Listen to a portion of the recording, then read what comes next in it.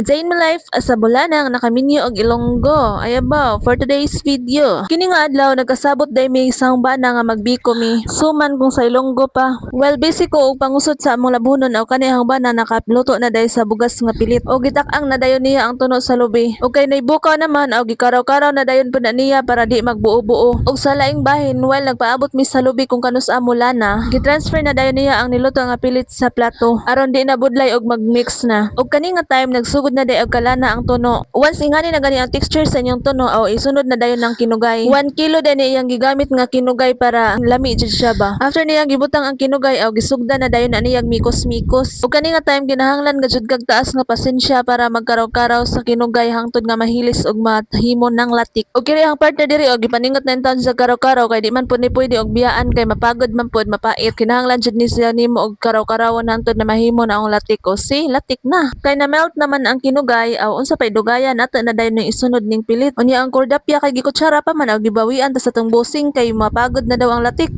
After og butang sa pilit og gimix na dayon na sang bana. O di ba lami na kaayo wa pagay kahuman nitilaw na ang madam damin ba. Ug mao na dayon na iyang resulta pag human og mix. Lami na kaayo, biko na. Makaingan na gajud kag wow, biko. Charot. Ug kay naluto naman natong biko aw unsa pay dugayan manghaon na ta day.